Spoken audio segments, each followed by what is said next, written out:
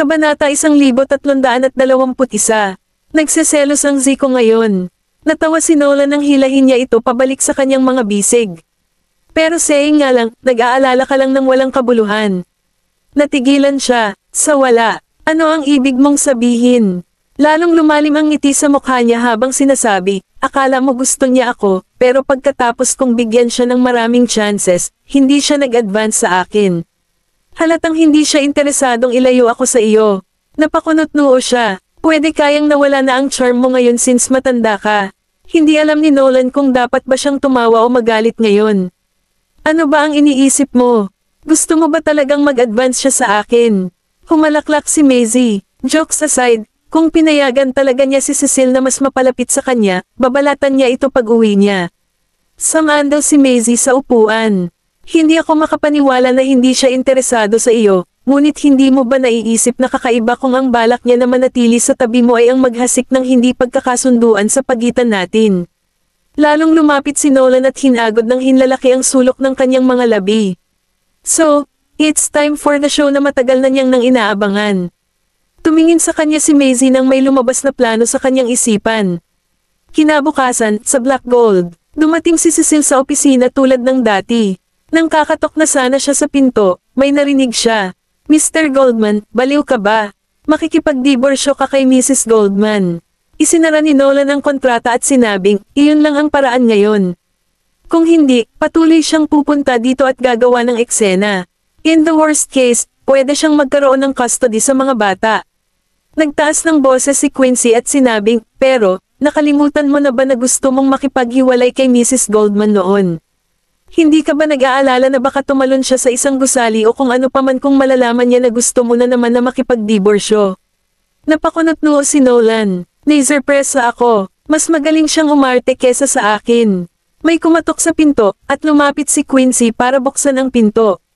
Nang makita niya si Cecil, sabi niya, ang aga mo, Miss Wolfsbane. Oo nga, pasensya na. Hindi naman ako nakakaistorbo, di ba? Ngumiti si Cecil. Nope. Gumilid si Quincy sa isang tabi para papasukin siya. Nang ilagay niya ang dokumento sa mesa, nakita niya ang divorce papers sa desk. Kunyaring nasurpresa siya at sinabing, Mr. Goldman, ikaw ba? Wala namang sinabi si Nolan. Lumapit si Quincy at hinayla siya habang sinasabi nito, huwag kang magtanong ng anumang bagay na hindi mo dapat tinatanong. Balik ka na sa workstation mo. Tumango lang si Cecil. Okay. Pagkatalikod niya at paglabas ng opisina, napasimangot siya. Totoo ba na magdidiborsyo na sila? Pumunta si Cecil sa fire escape stairwell at tumawag. Tulungan mo akong alamin kung totoo ba na si Nolan at Maisie ay magdidiborsyo. Matapos niyang tapusin ang tawag, isang pahiwatig ng lamig ang nag-cruise sa kanyang mga mata. Malapit na ba silang magdiborsyo? Parang sa akin hindi rin naman ganoon kalaki ang pagmamahal nila sa isa't isa.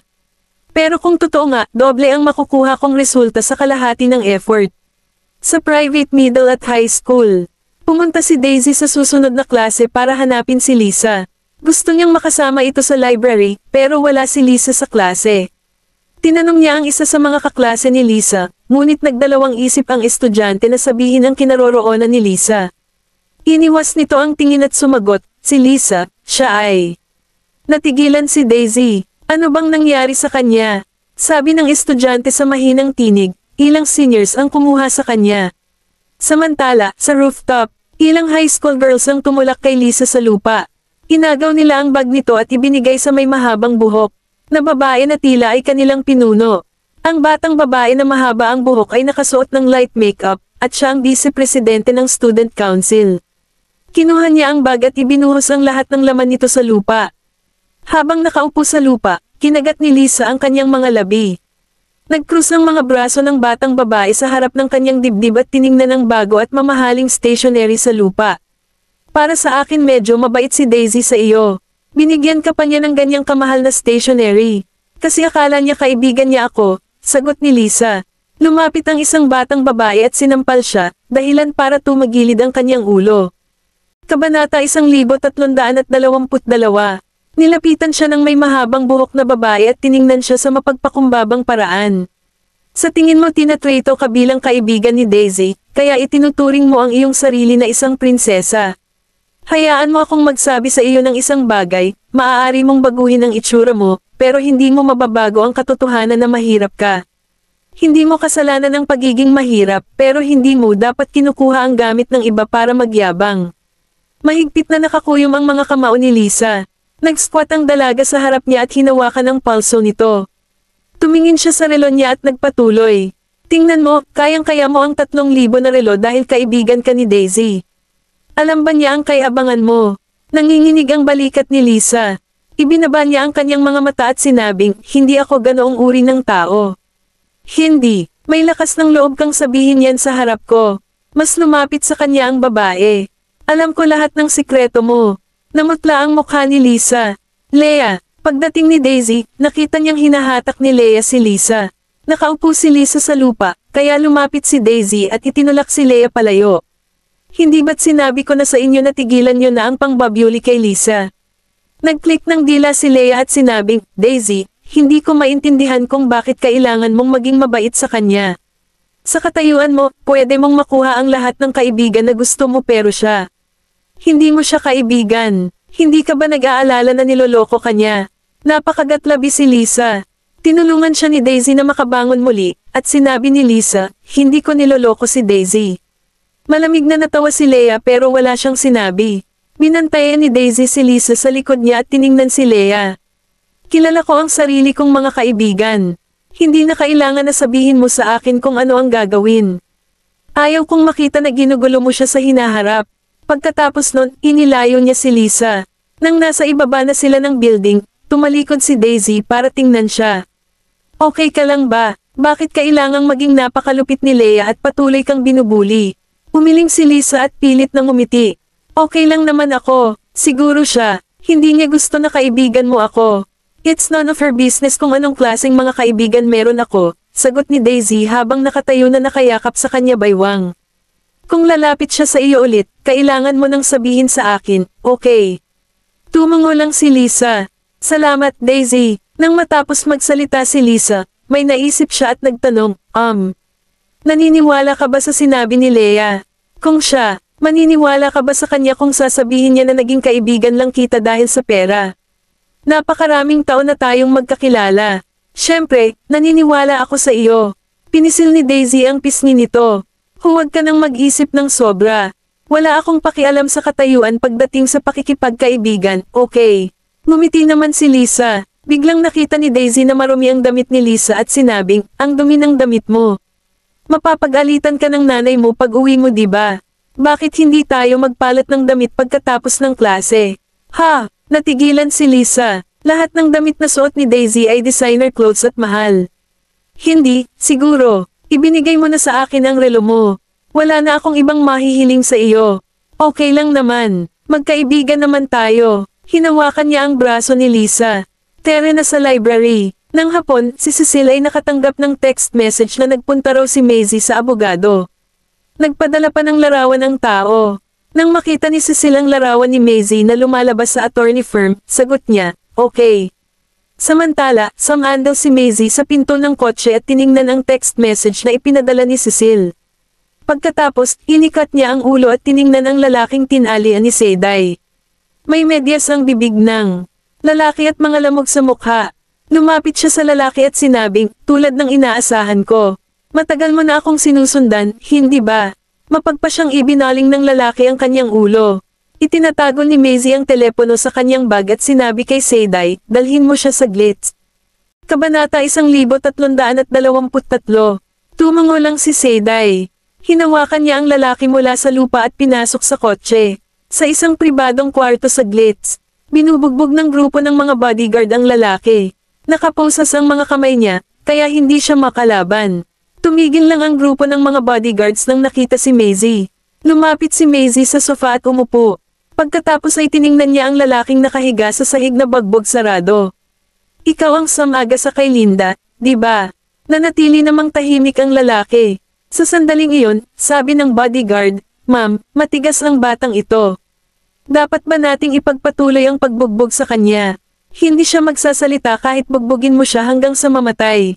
Ngumiti naman si Maisie. Marami pang ibang paraan para magsalita siya bukod sa pagbugbog sa kanya. Tama ka ma'am, sabi ng bodyguard habang nahihiyang nagkakamot ng ulo. Tumayo si Maisie at lumapit sa lalaki. Cecil, o hindi, dapat Maxine ang tawag ko sa kanya. Parang sa akin ay medyo close kayong dalawa. Hindi ka nagtatrabaho sa kanya para sa pera lamang, hindi ba? Hindi ka taga Baseburg. Dumating ka dito kasama niya mula sa Stoslow. Ang katotohanan na makakaiwas ka sa mga pulis ay nangangahulugan lang na may mga kakayahan ka. Tumigil siya sa harap ng lalaki at tiningnan ito pababa. Medyo magaling ka sa pakikipaglaban, kaya masasabi ko na professional ka, di ba? Sayang nga lang, hindi ka umubra kay Seyday. Ngumiwi ang mukha ng lalaki sa galit habang sinasabi sa nagngangalit na mga ngipin, kung gusto mo akong patayin, gawin mo na. Kumuha si Maisie ng isang basong alak sa mesa at walang pag-aatubili itong isinaboy sa mukha ng lalaki. Natigilan ang lalaki. Sa pagtingin sa kanya, itinapon niya ang baso sa carpet at sinabi, hindi ako ang dapat magpasya kung dapat kang mamatay o mabuhay. Pinatay mo si Linda pati na rin ang inosenteng may-ari na iyon, kaya ipauubaya ko na ang desisyong iyon sa hukom. Nang makita ang mga pagbabago sa mukha ng lalaki, lumapit si Maisie at nagpatuloy, huwag kang mag-alala. Si Maxine ang mastermind. Tulad mo, makukulong din siya. May possibility na harapin niya yung mas mabigat na parusa kaysa sa iyo. Ako ang gumawa. Hysterical na sigaw ng lalaki. Sinubukan niyang tumayo mula sa sahig, ngunit hindi siya pinayagan ng mga bodyguard. Patuloy siyang sumigaw ng walang magawa, ito walang kinalaman sa kanya. Ako ang gumawa nito. Ako ang mastermind. Itinuwid ni Maisie ang kanyang katawan at mahinahon siyang tiningnan. Basta aaminin mo, pangako ko sa iyo wala akong gagawin kay Maxine. Natigilan ang lalaki at saka nagharam, bakit ako magtitiwala sa iyo? Well, depende yan sa iyo. After all, hawak ka na naming. Nag-cross-arm si Maisie at ngumiti na nakataas ang mga kilay. Napakadali lang kung gusto kong pabagsakin si Maxine. Wala naming sinabi ang lalaki. Sa sandaling ito, si Cecil ay natitimpla ng kape sa pantry. Bigla siyang nakatanggap ng text message. Nang mabasa niya ang text message, ang kanyang mukha ay naging mapanglo. Sumuko siya. Ano ang nangyayari sa kanya? Pwede bang may pagbabago sa plano? Nahuli ba siya? Umalis si Cecil sa pantry. Pumasok siya sa fire emergency exit at tumawag sa isa pang numero. Baka nahuli si Brian. Pumunta ka na sa pier ngayon at magkita tayo doon. Naglakad si Cecil papunta sa parking lot at umalis sa kanyang sasakyan. Nakaupo sa harap ng monitor, pinagmasdan ni Quincy ang pag-alis ni Cecil sa parking lot. Binaling niya ang kanyang ulo sa paligid upang tumingin kay Nolan at sinabi, nahuli ni Seyday ang tauhan niya. Akala niya ang plano niya ay nabulilyaso nang makatanggap siya ng balita na sumuko ang kanyang tauhan, subalit ang hindi niya alam ay si Mrs. Goldman ang naglabas ng balita. Lumalabas na si Cecil talaga ang susi. At mahihirapan silang hanapin siya kapes nakatakas siya. Kasi, hindi pa niya naibubunyag ang tunay niyang pagkatao. Naging posible ang lahat ng ito, salamat sa plano ni Maisie. Dahil pinipilit ni Cecil na maghasik ng hindi pagkakasundo sa pagitan nila, kailangan lang nilang gamitin ang diborsyo bilang bitag upang akitin siya sa kanilang patibong. Bukod dito, tiyak na magpapadala siya ng isang tao upang malaman kung ang balita ay totoo o hindi. Sa makatuwid, si Seyday ay nagtatago sa dilim at naghihintay ng pagkakataon na umatake. Iyan ang nangyari sa harap ng attorney firm ngayon. Kabanata 1324. Nanalo ang lobo sa laro ng mag-away ang mga pastol. Siyempre, nakuha nila siya. Pumikit si Nolan. Nasa posisyon na ba ang lahat? Tumango lang si Quincy. Oo, may mga tao kaming nagbabantay sa dagat, malapit sa airport, at sa mga state highway. Tumalikod siya at lumabas. Kung ganoon, roll out na tayo. Pagdating ni Cecil sa pier, nakita niyang may ilang sasakyan sa paligid ng pier. Hininto niya ang kanyang kotse at tumawag. Nasaan ka na? Ang boses mula sa kabilang linya ay nagsabi sa kanya na sila ay papunta pa lang. Sinabi rin nila sa kanya na may harang sa daan. Napatingin si Cecil sa ilang sasakyan sa pier, at dahan-daang napangisi. Hindi ninyo na kailangan pang pumunta dito. Kailangan niyo munang makaalis dyan. Bago pa man makapagsalita ang tauhan, tinapos niya kaagad ang tawag. Tumingin siya sa pier at umalis na. Samantala, lumabas naman sina Maisie at Seyday mula sa glitz. Nang papasok na siya sa kotse niya, tumunog ang phone niya. Nang makita niyang unknown caller number ito, nagdalawang isip muna siya bago ito sinagot. Hello, ako ito. Nakasimangot si Maisie. Miss Wolfsbane, dapat ay tumatakas na si Cecil ngayon. Bakit niya ako tatawagan? Humalaklak ang babae, anong gandang palabas ang ginawa ninyo ni Mr. Goldman. Halos mahuli ninyo ako. May tumawid sa mga mata ni Maisie, at ngumiti ito. Ano ang ibig mong sabihin, Miss Wolfsbane? Tumingin si Cecil sa bintana at sinabing, hindi naman kayo magdidiborsyo, di ba? Nagtulungan kayo sa paggawa ng isang show para pilitin akong ipakita ang tunay kong mukha, di ba? Pinadala niya si Brian para tingnan kung totoo na maghihiwalay na sila. Nang biglang sabihin ni Brian na isusuko ang sarili, alam niyang siguro ay nahuli ito. Akala niya ay may pagbabago sa plano, at kailangan nilang umalis kaagad. Gayunman, ilang kotse ang nasa pier, at naipit pa rin ang kanyang mga tauhan sa kalagitnaan ng kalsada dahil sa isang harang sa daan. Kapag napag-alaman sa roadblock na ilegal silang pumasok sa bansa, makukulong sila. Sa pananaw niya ay pinaghandaan nila siya. Nang matapos magsalita si Cecil, natawa si Maisie. Sigurado ka bang hindi ito dahil sa pagkatao na nanailantad mo, Miss Wolfsbane? Stop beating around the bush. Ano kung kilala niyo kung sino ako? Malamig na tumawa si Cecil. Erestuhin niyo ba ako? Ako ang tumulong sa iyo para mawala si Linda. Di ba dapat mo akong pasalamatan? Lumubog ang mukha ni Maisie. Kahit gaano pa kalala ang relasyon namin ni Linda, hindi mo dapat pinatay siya, Maxine.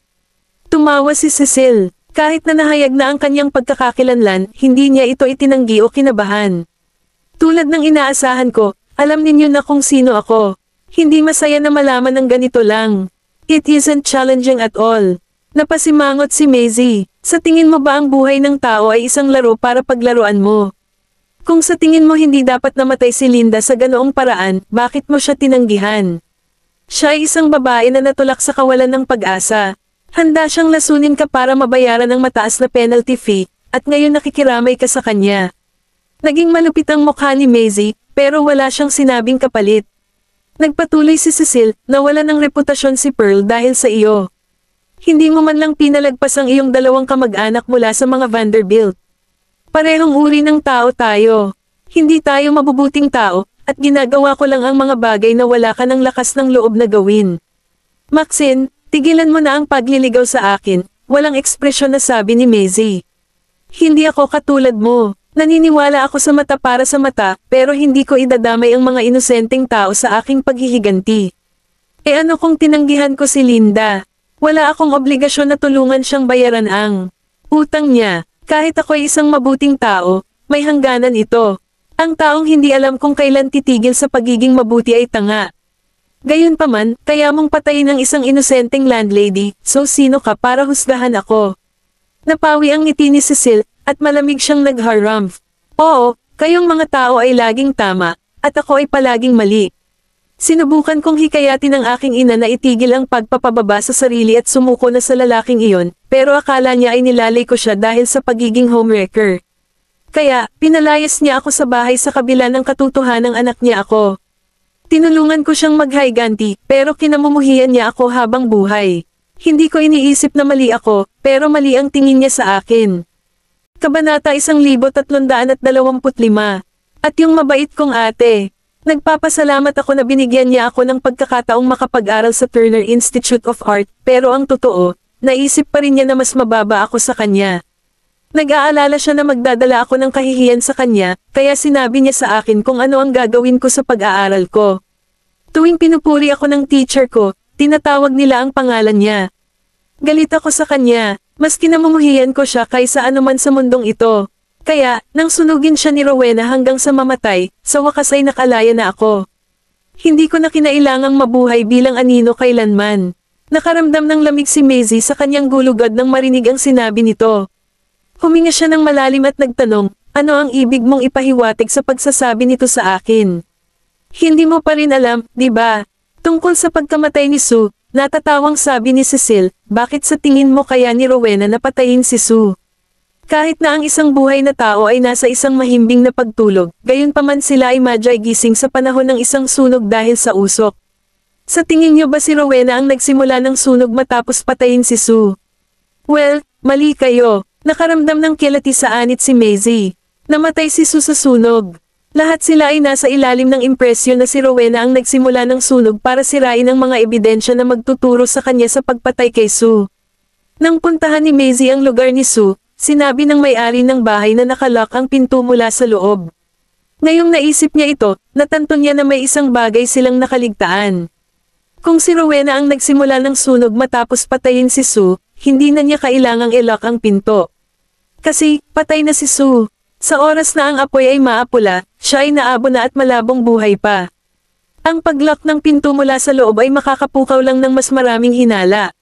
Sa sandaling iyon, ang mahinahong tinig ni Cecile ay umugang sa tenga ni Maisie. Ito ay dahil pinatay ko siya sa pamamagitan ng mga kamay ni Rowena. Napatulala si Maisie. Tumawa siya ng buong puso at parang may isang bagay na nagpasaya sa kanya.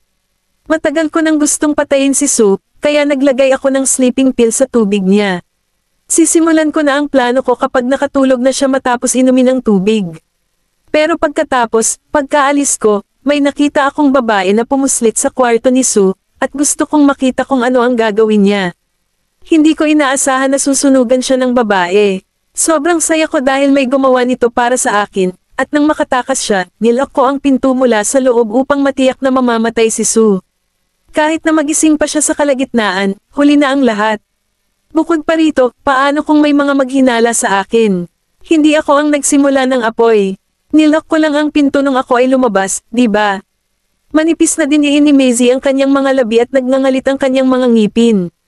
Baliw ka na. Lagi kong iniisip na baliw din ako, pero pinilit ako na gawin ito, kaya ngayon gusto kong gumawa ng isang bagay na mas nakakabaliw.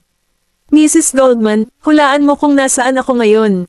Matagumpay na tumawa si Cecile. Masama ang naramdaman ni Maisie sa puso niya, at nagtanong siya, ano ang ibig mong sabihin? Tumingin si Cecile sa pribadong paaralan at tiningnan ang relo nito. Malapit nang matapos ang sesyon sa paaralan, di ba? Curious talaga ako kung ano ang magiging reaksyon mo kung may mangyayari sa mga anak sa kanilang pag-uwi. Maxine, nagmamadaling pumunta sa sasakyan si Maisie. Huwag mo silang idamay dito. Ikaw ang nagsabi na baliw ako, at walang bagay na hindi kayang gawin ng baliw na tao. Patuloy na inaasar ni Cecile si Maisie. Kaya ko lahat ng ginawa ni Rowena. Sa tingin mo ba ay natalo siya sa iyong mga kamay? Hindi, natalo siya sa kamay ng isang lalaki. Tanga, siya, tulad ng nanay ko. Wala siyang ibang inintindi kundi ang mga lalaking walang puso. Kung hindi, sa tingin mo ba ay mamamatay siya sa ilalim ng dagat? After all, siya yung taong tinitingala ko. Bago hintayin ang sasabihin ni Maisie, tinapos niya ang tawag. Tinignan ni Maisie ang kanyang telepono, at isang masamang pakiramdam ang bumangon mula sa ilalim ng kanyang tiyan. Sabi niya kay Seyday, dali, kailangan nating pumunta sa paaralan ngayon.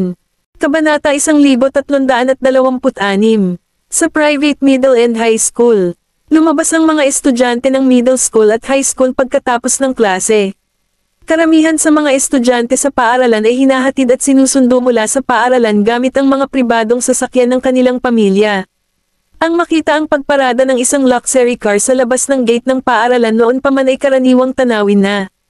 Nakatayo si Lisa sa labas ng gate ng school at hinintay si Daisy. Suot niya ang damit ni Daisy. Si Dulcie ay medyo na late, kaya inilabas niya ang cellphone niya at nag-selfie. Ilang estudyante naman ang dumaan sa kanya at muling tumingin sa kanya. Itinabi ni Lisa ang phone niya at ibinaba agad ang ulo dahil sa hiya. Gayunman, narinig niya ang pag-uusap ng mga estudyante tungkol sa kanyang damit. Ang ganda ng blouse na yon. Siguro mahal yon. Napakaraming mayayaman na nag-aaral sa paaralang ito. Normal lang na makasalubong ang isang taong nakasuot ng designer na damit. Alam ni Lisa na pinag-uusapan nila ang kanyang mga damit, ngunit nagkunwari siyang hindi niya ito naririnig. Gayunpaman, nakaramdam siya ng tuwa sa kaibuturan ng puso.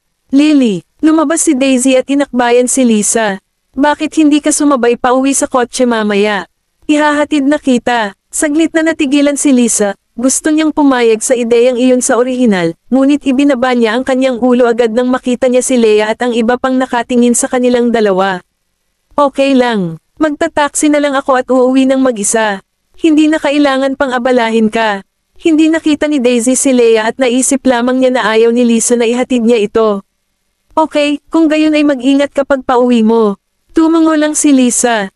Hindi kalayuan ay tumigil ang kotseng dumating para sunduin si Daisy. Nang makitang hinihintay na siya ni Colton sa harap ng kotse, kumaway siya kay Lisa para magpaalam at tumakbo agad papunta kay Colton. Sumakay na ang dalawa sa kotse at umalis. Nang makitang hindi pa umaalis si Leah at ang iba pa, hindi na naglakas loob si Lisa na manatili pa doon ng mag-isa, kaya dali-dali siyang umalis. Gayunman, hindi niya alam na may dalawang lalaki na nakatitig sa kanya mula sa loob ng isang van nang madaanan niya ang van. Dinampot ng isa sa mga lalaki ang larawan sa kamay ng isa at sinulyapan ito. Ang larawan ay hindi nagpakita ng mukha ng kanilang target, ngunit ang mga damit na isinusuot ng batang babae sa larawan ay mukhang eksaktong pareho sa mga damit na ang suot ng babae ngayon. Ang babaeng kadaraan lang ba ay anak ng mga Goldman? Ibinaling ng isa ang kanyang ulo. Parang ganoon nga, inilabas ni Lisa ang kanyang cellphone, ibinaba ang ulo, at ipinost ang larawan na kanina lang ay kuha niya sa kanya Instagram. Mayroon na siyang 150,000 followers, at bawat isa sa kanyang mga larawan o video ay may libo-libong komento. Hindi nagtagal matapos niyang ma-upload ang kanyang pinakabagong larawan, nagsimulang pumasok ang tambak ng mga like at komento. Bukod pa sa mga pumuri sa kanya dahil sa kanyang itsura at achievement, may mga naiinggit sa kanyang superior lifestyle. Nang huminto siya para sagutin ang ilan sa mga komento, isang van ang lumitaw ng hindi sinasadya at hinaranggan ang kanyang daraanan. Bago pa siya makapag-react, may nagtakip na sa bibig niya at kinaladkad siya sa van. Tumakas ang van, at isang sapatos lang ang naiwan sa lupa. Sa kabilang banda, agad na nakatanggap ng tawag si Maisie mula kay Quincy pagdating niya sa school. Sa wakas ay nakahinga siya ng maluwag nang malaman na ligtas na nakauwi ang mga bata. Salamat sa Diyos at hindi nagtagumpay si Maxine. Nagmadali siyang bumalik sa Goldman Mansion, at pagkapasok niya sa pintuan, nakita niya Daisy at Colton na nakaupo sa sopa na nag-aagawan para sa isang salad na prutas. Gayunman, masaya siyang makita na nakauwi na ng ligtas ang mga bata. Naglakad siya paakyat at nagkataong nakita niya si Nolan na nakatayo sa koridor na may kausap sa phone. Nang matapos ang tawag, binaling ni Nolan ang ulo upang tingnan si Maisie habang ito ay naglalakad papalapit sa kanya, at iniunat niya ang kamay niya para salubungin ito habang napayakap naman ito sa kanya. Nang maramdaman ang kanyang mga panginginig, hinaplos ni Nolan ang kanyang buhok at mulat na tumawa. Okay na ang lahat ngayon. Hindi ba nakauwi naman ng ligtas ang mga bata? Pero natatakot pa rin ako. Parang nahihilo ang boses niya. Hindi siya natatakot sa gagawin sa kanya ni Maxine, pero takot siyang masangkot ang mga anak niya. May iniisip, tumingin siya sa kanya, at ang mga mata niyang naluluha ay mukhang malinaw at gumagalaw. Hindi nakuha ni Maxine ang ninanais niya this time, kaya siguradong babalik siya ulit. Ang kutob ko ay nagsasabi sa akin na siya ay isang tao na gagawin ang lahat para makamit ang kanyang mga layunin.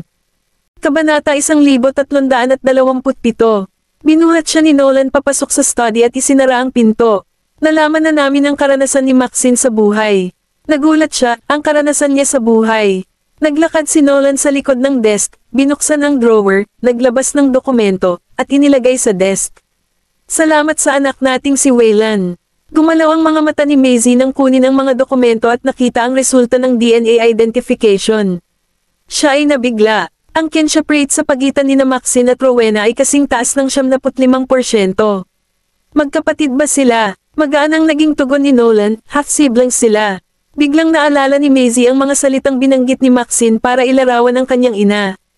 Iso, ang kanilang ina ay kasintahan ni Mr. Summers. Huminga siya ng malalim. Alam ni Maxine ang tungkol dito. Alam niya na sina Rowena, Sue, at siya ay half-sisters. Niluwagan ni Nolan ang kurbata.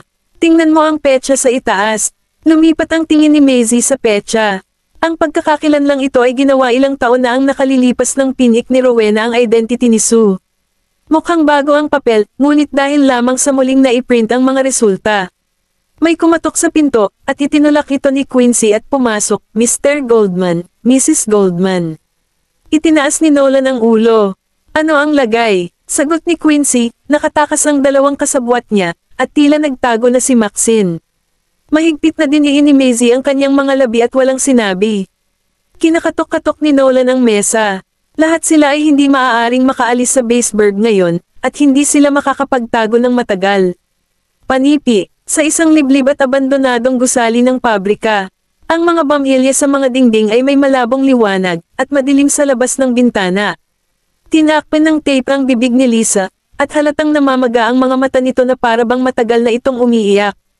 Ang kanyang mga kamay at paa ay nakatali, at nakakulot na parang bola ang kanyang katawan, nanginginig sa sulok ng kwarto, may bakas ng takot na kumikislap sa kanyang mga mata. Dalawang lalaki ang nakaupo sa kalapit na mesa at nag-iinuman at naglalaro ng baraha hanggang sa marinig nila ang ingay ng isang kotse na dumating sa labas. Tumayo sila, lumabas, at hinayla ang mga harang. Bumaba ng kotse si Maxine at dumiretso sa bodega. Nasaan na yung babae? Sagot ng lalaki, dinukot na namin siya. Ang hinihintay lang namin ay ang susunod mong instruction. Gayunpaman, nang makita ni Maxine ang batang babae na nagkukubli sa sulok, naging malungkot ang kanyang ekspresyon, at sinampal niya ang lalaki gamit ang likod ng kamay niya. Itinuturing ninyo itong pagdukot. Sabi ko sa inyo dukutin niyo anak na babae ni Nolan Goldman, ngunit sino ito? Saglit na natigilan ang dalawa. Pero inihambing namin siya sa taong nasa larawan. Ang damit na suot niya ay galing sa isang mamahaling brand. Pwede bang ganoon? Hindi ba siya ang target natin? Tinitigan sila ni Maxine, ibinaba nila ang ulo nila at hindi na nagsalita. Nilapitan niya si Lisa. May mga luha pa rin na nabubusog sa mga sulok ng mga mata ni Lisa. Narinig niya ang kanilang pag-uusap ngayon lang. Gusto nilang dukutin si Daisy, at napagkamalan nilang ako si Daisy. Sa pagtingin sa babaeng nasa harapan niya, hindi maiwasan ni Lisa na manginig, at tanging umol lang ang nagawa niya sa sandolang iyon. Dahil mali ang nakuha nilang tao, umaasa na lang ako na pakakawalan ako ng babaeng ito. Pinunit ni Maxine ang tape sa bibig niya, tumabi, at walang ekspresyong tiningnan siya. Ano ba ang iyong relasyon sa anak ni Nolan Goldman? Nangangatol ang mga ngipin ni Lisa. Ako, kaibigan niya ako, kaibigan. Makahulog ang hinagod ni Maxine ang kanyang baba at tiningnan ang batang babae. Kung gayon maaari mo ba akong tulungan para palabesan siya? Ano? Nadama ni Lisa ang matinding lamig sa kanyang gulugad, at natulala siya sa lugar. Pagkutsa ni Maxine, natatakot ka ba? Nanginginig ng malakas si Lisa at hindi nang ahas na tingnan siya sa mga mata. Oo, pinisil ng mahigpit ni Maxine ang kanyang baba. Yun ang emosyon na kailangan kong maramdaman mo. Kung gusto mong makaalis dito ng buhay, palabesan mo ang anak na babae ni Nolan Goldman para sa akin. Wala akong pakialam kung ano ang dahilan na ibibigay mo. Magkaibigan kayo, di ba? Siguro naman malaki ang tiwala niya sa'yo. Kabanata 1328. Naubos ang dugo sa pisngi at mga limbs ni Lisa, dahilan para magmukhang siyang napakaputla at makaramdam ng lamig sa kanyang mga kamay at paa. Kailangan ko bang palabesan si Daisy? Pero ipagkakanulo ko ba si Daisy? Kaibigan ko si Daisy. Nang makita ang pag-aatubili nito, binitawan siya ni Maxine, itinutuwid ang kanyang postura, at naglabas ng malamig na tingin. Kung ayaw mong gawin, kung gayon gusto mo bang mamatay sa ngalan niya? Isang pangungusap lang ang kailangan para takutin si Lisa hanggang sa humikbi. Pero ano, ang pagkakaibigan ang pinakababasaging bagay sa mundo. Anak siya ng mayayamang Goldmans, at mas mahalaga ang buhay niya kaysa sa buhay mo. Sa tingin mo ba sulit na mamatay ka para sa kanya? Nag-squat si Maxine at dahan-daang hinaplos ang kanyang buhok. Ineng, minsan, isinasakripisyo ng mga tao ang lahat ng kanilang mga interes at pangangailangan para mabuhay, pati na ang mga kaibigan nila. Kung ayaw mong isakripisyo ang mga kaibigan mo, sarili mo na lang ang kaya mong isakripisyo. Gusto mo bang mabuhay o mamatay? Biglang hinawakan ni Maxine ang buhok niya, magsalita ka. Masakit ang anit ni Lisa, pero hindi siya nang ahas na umiyak ng malakas. Gusto kong mabuhay. Ngumiti si Maxine sa kasiyahan at kinaladkad si Lisa palapit sa kanya. Iyan ang gusto ko. Ibalik kita sa school mo bukas, at dapat mong tiyakin na ang anak na babae ng mga Goldman ay lumabas sa kahit anong paraan. At kung maglakas loob kang tumakas, naging mabangis ang ekspresyon ni Maxine. Papatayin kita. Takot na tumango si Lisa, at patuloy ang pagtulo ng kanyang mga luha. Tumalikod si Maxine at tiningnan ang dalawang lalaki. Bantayan mo siya. Kapag nakatakas siya, babasagin ko ang mga binti mo. Ngumiti ang dalawang lalaki. Huwag kang mag-alala. Sa pagmamasid namin sa kanya, hindi siya makakatakas. Pagkaalis ni Maxine, namaluktot si Lisa sa sulok at humihikbi ng mahina. Takot na takot siya kaya nakakaramdaman siya ng parehong pagkabagabag at pagdurusa sa kaibuturan ng puso. Hindi niya alam kung bakit niya kailangang pagdaanan ng mga bagay na ito. Ayaw niyang ipagkanulo si Daisy.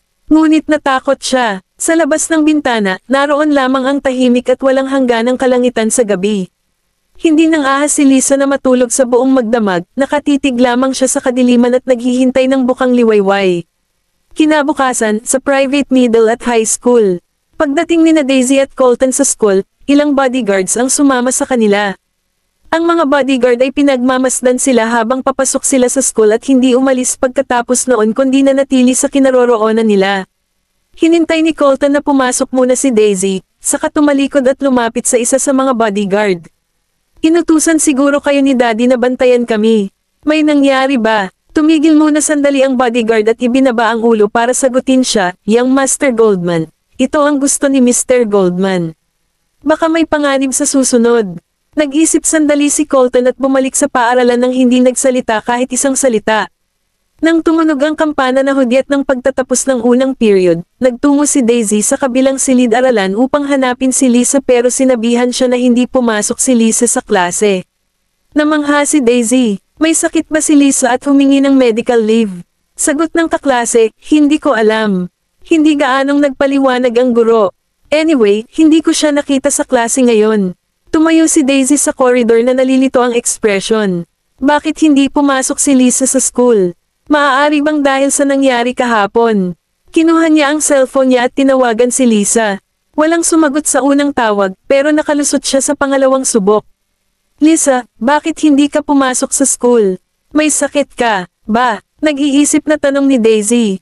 Medyo matigas ang boses ni Lisa. Hindi. Papunta na ako sa school ngayon, Daisy. Pwede ka bang lumabas at sunduin mo ako mamaya? Naramdaman ni Daisy na may mali. "Okay ka lang ba?" "Okay lang ako." Nanginginig ang mga kamay ni Lisa kaya mahigpit lang ang pagkakahawak niya sa mga ito. "Darating ako na late, at takot akong mapag-alitan. Pasensya na, lalabas ka at sasunduan ako, di ba?" Nang makitang malapit na siyang maiyak, walang magawa nang umiti si Daisy. "Okay, tawagan mo ako pagdating mo. Lalabas ako at sasunduan kita. Huwag ka na mag-alala, kung gusto ka makita ng teacher, ako ang magpapaliwanag ng lahat sa teacher para sa'yo." Kabanata 1329. Nang marinig ang sinabi ni Daisy, tumulo ang luha ni Lisa. Pero pinutol na ni Maxine ang tawag bago pa siya makapagsalita. Iniabot niya ang cellphone ni Lisa sa lalaking nakaupo sa unahan, iniikot ang ulo para tingnan si Lisa, na mahinang umiiyak sa tabi niya, at tinapik ang balikat nito ng may ngiti. "Huwag kang matakot, di ba magkaibigan kayo? Kung magkaibigan kayo, maiintindihan niya ang mga ginagawa mo kahit na nagtaksil ka sa kanya." Hindi nagtagal, nakatanggap ng tawag si Daisy mula kay Lisa, na kasalukuyang naghihintay sa kanya sa parking lot sa labas ng paaralan. Tumakbo siya papunta sa gate ng school pero pinigilan siya ng isa sa mga bodyguard. "Binibini, saan ka pupunta? Sasunduan ko na ang kaibigan ko." Itinulak ni Daisy ang bodyguard palayo. Gayunpaman, nagawa ng bodyguard na harangan ang kanyang daan. "Hindi ka pwedeng lumabas. Sinabi ni Mr. Goldman na pareho kayo ng kapatid mo ay hindi pwedeng umalis ng paaralan hanggang hindi pa natatapos ang klase nang wala siyang pahintulot." "Ano ang ibig mong sabihin?" Medyo nainis si Daisy. "Lalabas lang ako para sunduin ang kaibigan ko at dalhin siya sa klase niya. Late siyang dumating, at takot siyang mapag-alitan. Kaibigan ko siya, at hindi ako basta uupo na lang at manunood." Nang makitang ayaw pa rin siyang palampasin nito at nakatayo pa rin sa kanyang daan, tumayo si Daisy na nakapamaywang. "Papayagan mo ba akong makalusot o ano?" Ibinaba ng bodyguard ang kanyang ulo, ngunit hindi nagbago ang kanyang ekspresyon. "Binibini, huwag ka na sana gumawa mga bagay na mahirap para sa amin." "Ikaw," nang may sasabihin na si Daisy, lumitaw si Colton sa likod niya. "Daisy." Tumakbo si Daisy palapit kay Colton, hinawakan ang braso nito, at kinulit. "Colton, gusto kong lumabas para sunduin si Lisa, pero hindi nila ako pinapayagan na makalusot. Tulungan mo akong umalis sila sa daraanan ko." Napasimangot si Colton. "Kahit na pinakiusapan ka na ni Lisa na sunduin mo siya, pwede mo pa rin siyang hintayin dito. Hindi na kailangan na lumabas." Saglit na natigilan si Daisy. Nag-aalala siya kay Lisa kaya nakalimutan niya iyon. Mabilis niyang kinuha ang phone niya at tinawagan si Lisa. Nang maikonekta na ang tawag, sabi ni Daisy, "Lisa, hinihintay kita sa gate ng school. Halika na dito." Binuksan ng lalaki ang loudspeaker. Maingat na tiningnan ni Lisa si Maxine nang marinig ang mainit na tinig ni Daisy. Naging malamig ang mga mata ni Maxine, at nakatutok ang tingin sa ilang lalaking nakatayo sa tabi mismo ng gate ng school sa malayo. Pagkatapos ay sinenyasan niya ang lalaki na ibaba na ang tawag. Mukhang malungkot ang tingin ni Lisa, at lalo siyang kinabahan. Tumingin si Maxine kay Lisa, nagpalatak ng dila, at nanuya. Tingnan mo, yung babaeng tinatawag mong kaibigan ay wala man lang pakialam sa kaligtasan mo. Napakapuntla ng mukha ni Lisa. Nagulat si Daisy sa biglang pagtatapos ng tawag. Sinubukan niyang tumawag pabalik pero ang telepono ni Lisa ay patay na nang tumawag ulit siya. Tumalikod siya. Colton, may nangyari ba kay Lisa? Pinatay na niya ang phone niya. Hinawakan ni Colton ang kanyang baba, iniisip ang lahat ng nakita at narinig niya, at biglang hinawakan ang kamay ni Daisy. Halika, punta tayo sa computer room. Dumating sina Colton at Daisy sa computer room para manghiram ng computer. Pagkatapos ay pinaandar niya ang computer ng may kahusayan at gumamit ng advanced software upang alamin ang lokasyon ng phone ni Lisa sa pamamagitan ng GPS nito.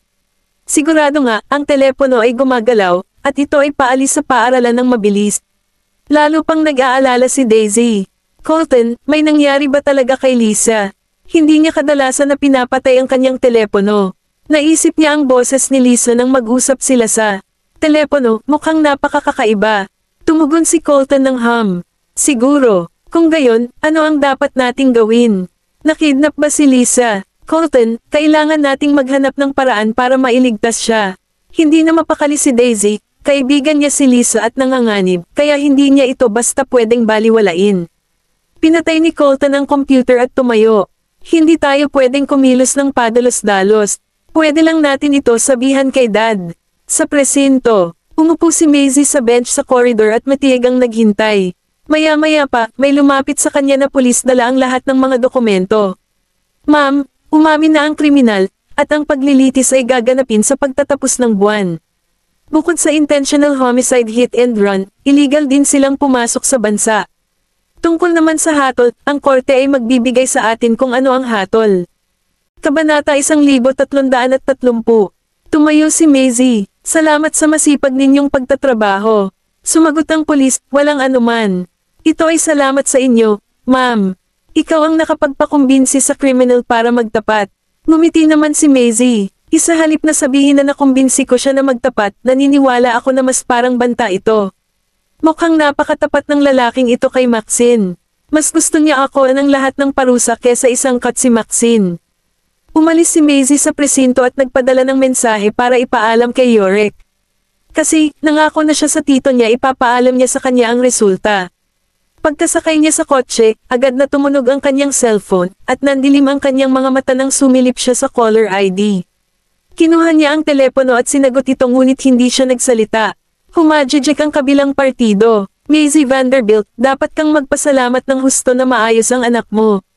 Nanatiling kalmado at matiwasay si Maisie. Maxine Reynolds, ano ba ang gusto mo? Huwag mong isipin na mapipilit mo akong sumuko dahil lang sa hindi ako makaalis ng bayan.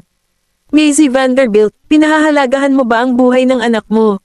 Ang ibang magulang ay magmamalasakit din sa buhay ng kanilang mga anak, hindi ba? Saglit siyang nagulat sa sinabi ni Maxine, at napasimangot. Ano ang balak mong gawin sa pagkakataong ito? Natatawang sabi ni Maxine. Kasama ko ang kaibigan ng anak mo. Ano nga ba ang pangalan niya parang hindi ko na maalala ng maayos? Oh, si Lisa diba? Naalala siya ni Maisie. Kaibigan siya ni Daisy. Kinagat ni Maisie ang ibabang labi. Dinukot mo ang isang inosenteng bata para lang pagbantaan ako.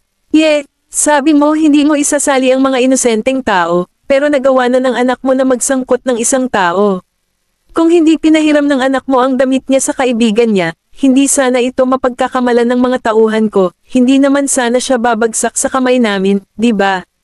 Kung mamatay siya, ikaw ang dahilan. Maisie Vanderbilt, ang katotohanan na isang inosenteng bata ang namatay dahil sa anak ay tiyak na habang buhay na babagabag sa konsensya mo, hahaha. Biglang nagbago ang ekspresyon ni Maisie, at may sasabihin sana siya nang bigla na lang putulin ni Maxine ang tawag.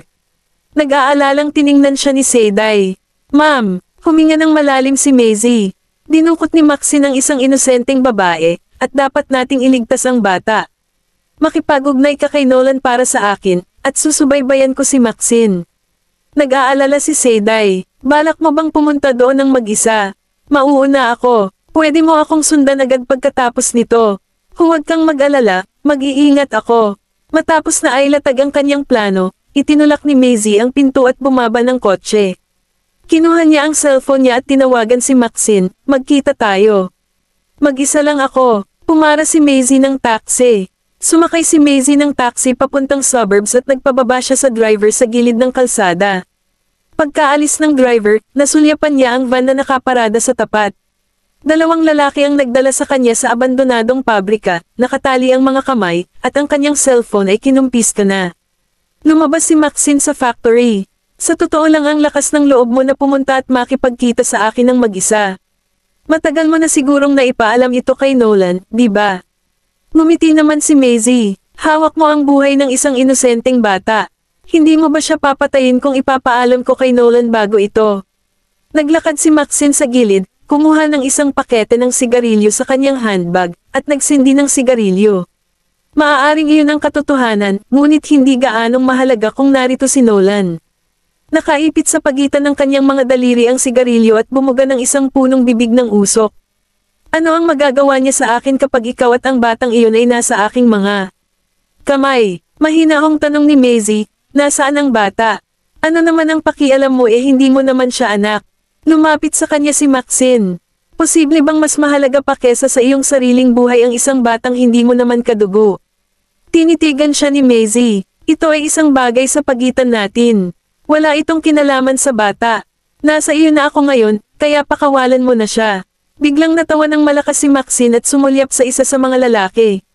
Tumungo ang lalaki, naglakad sa pabrika, at inilabas si Lisa.